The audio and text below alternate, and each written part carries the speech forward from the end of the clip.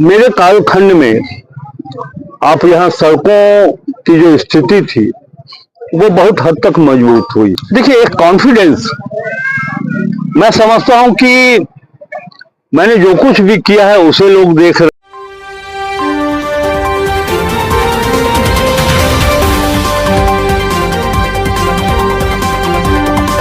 लगातार क्षेत्र में भ्रमण करने के पश्चात आप पहले भी 5 बार विधायक रह चुके हैं, और क्या ऐसा कमी लगा कि पुनः मुझे छतरपुर विधानसभा में चुनाव लड़ना चाहिए?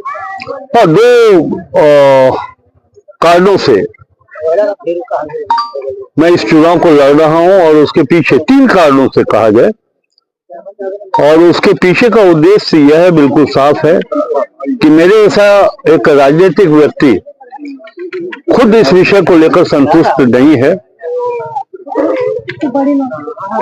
शिक्षा का अभाव है और सिंचाई की समुचित व्यवस्था नहीं है। यद्यपि कि हम अपने कार्यकाल में चौडंडा का कैनाल पक्का करवाए थे, और ये बतरे सिंचाई योजना को हम लोगों ने जीर्णोद्धार कराया था, हम सबों ने मिलकर। लेकिन फिर भी लगभग 80% खेत बरसात के पानी पर ही निर्भर करता है। सिंचाई की व्यवस्था सरकार की ओर से नहीं हुई है, ये मैं मानता हूं। लेकिन मेरे कालखंड में आप यहाँ सड़कों की जो स्थिति थी वो बहुत हद तक मजबूत हुई है, और सबसे बड़ी बात है कि छतरपुर उग्रवाद प्रभावित था, शांति नहीं थी, लोग सुरक्षित नहीं महसूस करते थे। आज स्थिति यह है कि कई जगहों पे पुलिस पिकेट स्थापित है, लगभग 8 जगहों पे, जिसके कारण आज छतरपुर चैन की नींद सो रहा है। तीसरा कारण महत्वपूर्ण यह है कि जिस उद्देश्य से संविधान में विधायिका, कार्यपालिका और न्यायपालिका की अवधारणा स्थापित की गई थी, कार्यपालिका जनता के हित में कानून बनाएगा, विधायिका जनता के हित में कानून बनाएगा, अच्छी अच्छी नीतियां उनके लिए तैयार की जाएंगी, उनके विकास की बात करेगा। और एक महत्वपूर्ण दायित्व और भी था विधायिका के ऊपर, है कि कार्यपालिका पर वो अंकुश लगा के रखे कि कार्यपालिका सरकारी पदाधिकारी नियंत्रित होकर काम करे, यह जिम्मेवारी थी। लेकिन विगत 5 वर्षों में जो यहाँ के वर्तमान विधायिका हैं, उनके नासमझी के कारण, उनके अज्ञानता के कारण ब्लॉक हावी है, अंचल हावी है, थाना हावी है, कोई नियंत्रण नहीं है, लोगों को न्याय नहीं मिल पाता है सरकारी कार्यालयों से। तो मैं चाहूंगा और हमारी कोशिश होगी कि यदि जनता आशीर्वाद मुझे देती है तो जो आज कार्यपालिका के अंदर कार्य संस्कृति में गिरावट आई है, उस कार्य संस्कृति को हम स्थापित करें। लगातार नहीं, बीच बीच में 5 बार आप रहे हैं, और क्षेत्र में एक एक गली, एक एक जैसे कि नली गली रोड या जो भी समस्या हो उससे आप अवगत हैं। बहुत कुछ कार्यों को आपने पूरा किया, लेकिन युवाओं का रुझान इस बार आपके प्रति सबसे अधिक है, इसका कारण क्या?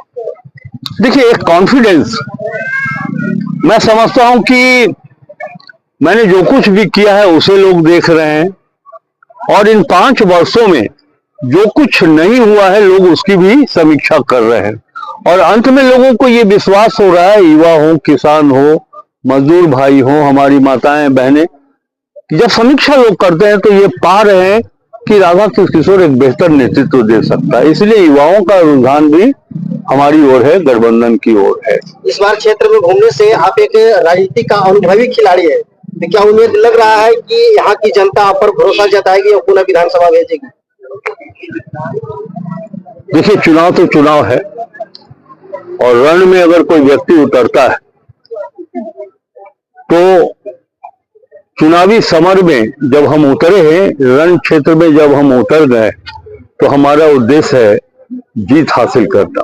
अब ये जनता के ऊपर है, इनका आशीर्वाद मिलेगा तो मुझे पूरा उम्मीद है कि जीत हासिल करेगी। यहाँ के जनता आप पर विश्वास करती है, वोट देती है, तो पहली प्राथमिकता जनताओं के बीच, इस क्षेत्र के बीच क्या होगा? मैंने कहा आपको, जो कार्यपालिका के कार्य संस्कृति में गिरावट आई है, सबसे पहले तो उस गिरावट को हम दूर करें और एक ऐसा सामंजस्य स्थापित करेंगे। देखिए, ये उग्रवाद क्षेत्र है, यहाँ के लोगों को बड़ी बड़ी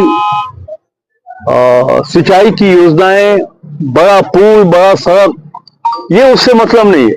इन्हें मतलब है कि अबो आवास बिना रिश्वतखोरी के उन्हें मिले। इन्हें है कि इनके मन में यही है कि थाना में जब कोई बात जाए तो हमें न्याय मिले, अगर हम सही हैं तो हमें न्याय मिले। इन्हें अंचल से जो उनको मिलना चाहिए जस्टिस, वो उनको मिले, इनको उन्हीं से बहुत ज्यादा मतलब। लेकिन आज मैं देख रहा हूं कि जो प्रशासनिक की स्थिति है उसमें बहुत गिरावट आई है। पहले उसमें सुधार की आवश्यकता है, वो मैं करूंगा। और जहां तक है अन्य विकास की बातें, तो शिक्षा एक प्रमुख है और उसके बाद सिंचाई है, हमारी प्राथमिकता रहेगी। नौजवानों को रोजगार मिलेगा। जब कहते हैं चुनाव में कि हम उद्योग की स्थापना करेंगे और ये फैक्ट्री लगाएंगे, मैं जानता हूं कि ऐसा कोई रॉ मटेरियल हमारे पास नहीं है कि हम बड़े उद्योग की स्थापना कर सकें। लेकिन जो एलाइड एग्रो सेक्टर है, जो कृषि के संबद्ध जो कार्यक्रम है, जैसे मत्स्य पालन, जैसे अंडा, दुग्ध उत्पादन, हम इसके माध्यम से युवाओं को रोजगार देना चाहेंगे। और मैं समझता हूं कि जब हम एलाइड एग्रो सेक्टर में काम करेंगे तो युवाओं को रोजगार वहीं से मिलेगा, 2 पैसे की आर्थिक लाभ उन्हें वहीं से प्राप्त होगी।